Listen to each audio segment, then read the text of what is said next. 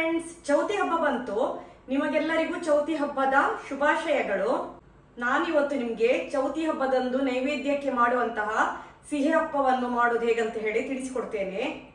ಸಿಹಿ ಹಪ್ಪ ಮಾಡ್ಲಿಕ್ಕೆ 1 ಗ್ಲಾಸಿನಷ್ಟು ಗೋಧಿ ಹುಡಿ, 1 ಗ್ಲಾಸಿನಷ್ಟು ಬೆಲ್ಲ ಹುಡಿ ಮಾಡಿಕೊಂಡಿದ್ದೇನೆ, ಅರ್ಧ ಬೌಲಿನಷ್ಟು ತೆಂಗಿನಕಾಯಿ ತುರಿ, 2 ಚಮಚದಷ್ಟು ಬಾಂಬೆ ರವಾ, ಏಲಕ್ಕಿ ಹುಡಿ, 3 ಬಾಳೆಹಣ್ಣು, ರುಚಿಗೆ ತಕ್ಕಷ್ಟು ಉಪ್ಪು, ತುಪ್ಪ. ಮಿಕ್ಸಿಯಲ್ಲಿ ಬೆಲ್ಲ, ತೆಂಗಿನಕಾಯಿ ತುರಿ, 3 ಬಾಳೆಹಣ್ಣನ್ನು ಗ್ರೈಂಡ್ ಮಾಡಿ ತರ್ತೇನೆ.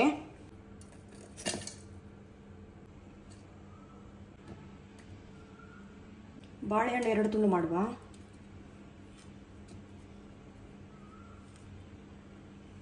ಸ್ವಲ್ಪ ನೀರು ಹಾಕಿ ಗ್ರೈಂಡ್ ಮಾಡಿ ತರ್ತೇನೆ. ಗ್ರೈಂಡ್ ಮಾಡಿ ತಂದೆ ಗೋಧಿ ಹಿಟ್ಟು ಹಾಕ್ತಿದ್ದೇನೆ, ಬಾಂಬೆ ರವೆ, ಏಲಕ್ಕಿ ಹುಡಿ, ರುಚಿಗೆ ತಕ್ಕಷ್ಟು ಉಪ್ಪು. ಗಂಟು ಕಟ್ಟದಂತೆ ಮಿಕ್ಸ್ ಮಾಡಬೇಕು ನೀವು. ಇಡ್ಲಿ ಹಿಟ್ಟಿನಷ್ಟು ನಿಮ್ಮದು ದಪ್ಪ ಆದರೆ ಸಾಕು, ತುಂಬ ತೆಳು ಮಾಡಬೇಡಿ, ತುಂಬ ದಪ್ಪಸ ಮಾಡಬೇಡಿ.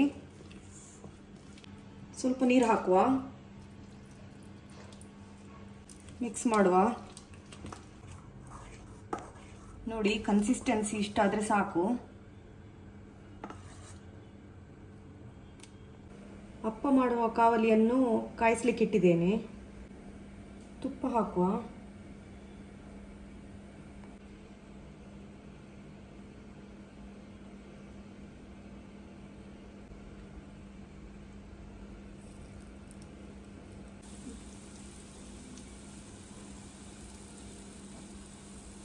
ಇದು ಬ್ರೌನ್ ಆಗುವವರೆಗೆ ನೀವು ಇದನ್ನು ಕರಿದು ತೆಗಿಬೇಕು. ನೋಡುವ,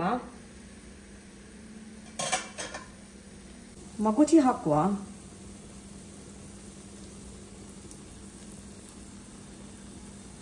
ಪುನಃ ತುಪ್ಪ ಹಾಕೋದು ಬೇಡ, ನಾವು ಫಸ್ಟಿಗೆ ತುಂಬ ತುಪ್ಪ ಹಾಕಿದ್ದೇವೆ.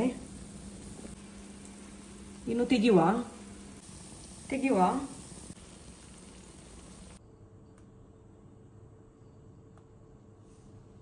ಚೌತಿ ಹಬ್ಬದಂದು ದೇವರ ನೈವೇದ್ಯಕ್ಕೆ ಮಾಡುವಂತಹ ಸಿಹಿ ಹಪ್ಪ ರೆಡಿ ಆಯಿತು. ನೀವು ಇದೇ ತರ ಮಾಡಿ. Bye friends.